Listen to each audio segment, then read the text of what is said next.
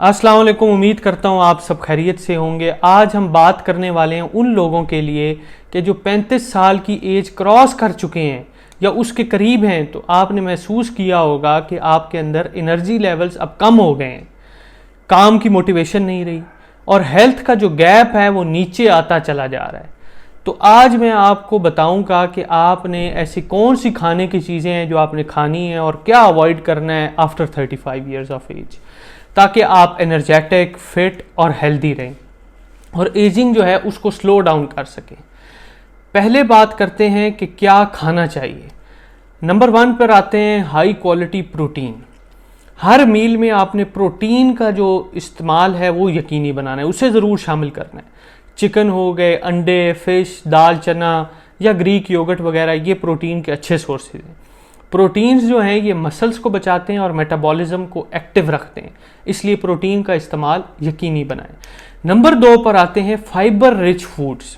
ऐसे खाने जिनके अंदर फाइबर मौजूद हो, यानी कि फ्रूट्स और वेजिटेबल्स, जैसे कि सेब हो गए, पालक हो गई, ब्रोकली, गाजर, ये चीज़ें, ये आपके गट को क्लीन रखते हैं, कोलेस्ट्रोल को कंट्रोल करते हैं और कैंसर का जो रिस्क है उसको कम करते हैं। नंबर 3 पर आते हैं कॉम्प्लेक्स कार्ब्स।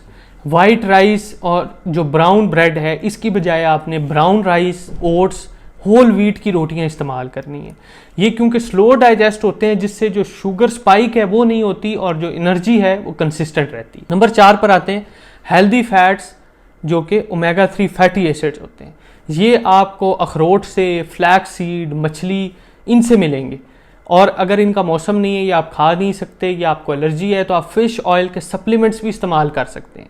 ये आपके जोड़ों के लिए, दिल के लिए, दिमाग के लिए ज़बरदस्त चीज़ है। इनको यकीनी इस्तेमाल करें डेली बेसिस पर। इनके जो कंप्लीट फ़ायदे हैं अगर आपने वो देखने हैं तो उसके लिए एक अलग वीडियो में डिटेल से बात हो चुकी है, वो आप ऊपर लिंक लगा कर देख सकते हैं। नंबर 5 पर आता है पानी का इस्तेमाल। 35 के बाद बॉडी जो है वो वाटर उस तरह से रिटेन नहीं कर रही होती इतनी अच्छी तरह से, इसलिए रोज़ाना 2.5 से 3 लीटर जो है ये पानी ज़रूर कंज्यूम करें। आप इसमें लीमू या खीरा डालकर भी इस्तेमाल कर सकते हैं इजाफी बेनिफिट्स के लिए। अगर ये नहीं करना चाहते तो सिर्फ सादा पानी भी 3 से 4 लीटर आप डेली यूज़ करें। नंबर 6 पर आते हैं माइक्रो न्यूट्रिएंट्स, जैसे कि विटामिन डी, मैग्नीशियम, कैल्शियम और विटामिन B12। ये सब आपके एनर्जी लेवल्स और बोन्स के लिए बहुत ज़्यादा ज़रूरी चीज़ें होती हैं। अगर आपकी डाइट ऐसी नहीं है जिनमें ये मौजूद हैं तो आप बाज़ार से सप्लीमेंट्स खरीदें इनके और इनका इस्तेमाल करें।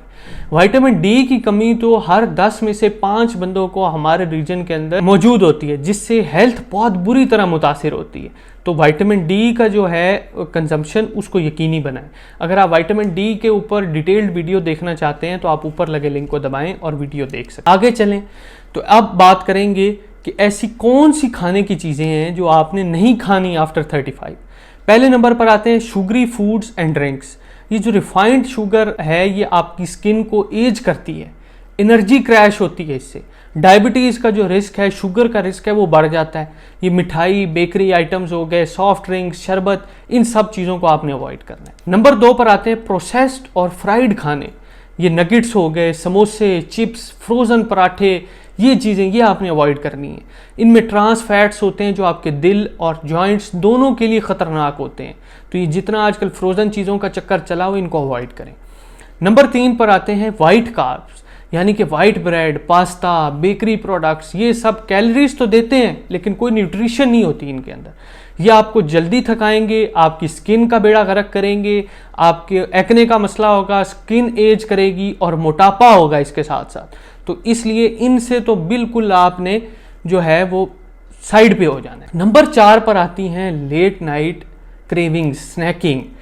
अक्सर लोग क्या करते हैं कि रात को हैवी खाना खाते हैं, प्रोसेस स्नैक्स खाते हैं, उसके बाद क्या करेंगे कि रात को फिर चिप्स खा लिए, इस तरह की प्रोसेस चीज़ें खा ली, जिससे क्या होता है कि एजिंग का जो प्रोसेस है ये फास्ट हो जाता है और नींद का भी बेड़ा गर्क हो जाता है, क्योंकि आपका जो स्लीप साइकिल है वो भी ये डिस्टर्ब करती है। नंबर 5 पर आता है अल्कोहल या स्मोकिंग। ये दोनों चीज़ें एजिंग को डबल गियर में डाल देती हैं, स्पीड अप हो जाती है ये चीज़। जिगर, फेफड़े, दिमाग, दिल, हर चीज़ जो है इनसे डैमेज करती है। अब आपको एक मैं बोनस लाइफस्टाइल टिप देता हूँ। पहली चीज़, आपने डेली एक्सरसाइज करनी है, रोज़ाना कम से कम आधा घंटा तो आप तेज़ तेज़ वॉक करें अगर आप कोई और फिज़िकल एक्टिविटी नहीं कर सकते। अगर कर सकते हैं तो वो भी इसके साथ ऐड करें। ऐसा करने से जो जोड़ हैं आपके, जो दिल है, जोड़ हैं, ये दोनों चीज़ें स्ट्रांग रहेंगी। दूसरी चीज़ है स्ट्रेस मैनेजमेंट। स्ट्रेस जो है ये एजिंग को डबल करता है। मेडिटेशन हो गई, डीप ब्रीदिंग हो गई, लॉन में अगर आप सिर्फ वॉक कर लें तो वो भी काफ़ी ज़्यादा हेल्पफुल होता है।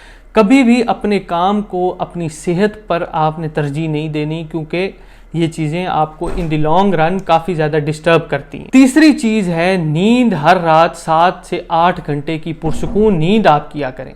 यह आपके हार्मोन, स्किन और मूड सब कुछ जो है उसको रेगुलेट करती है, उसको बेहतर रखती है।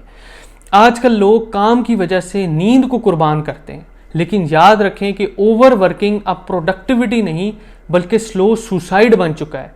और अगर आपकी नींद पूरी नहीं है तो ये चीज़ें फिर और दूसरी तरफ चलती जाएंगी। इसलिए मैं कहता हूँ कि 35 के बाद एजिंग नेचुरल ज़रूर है, लेकिन जल्दी बूढ़ा होना नेचुरल नहीं है। अगर आप सही डाइट, हेल्दी हैबिट्स अपना लें तो आप 50 साल की उम्र में भी 30 के लग सकते हैं।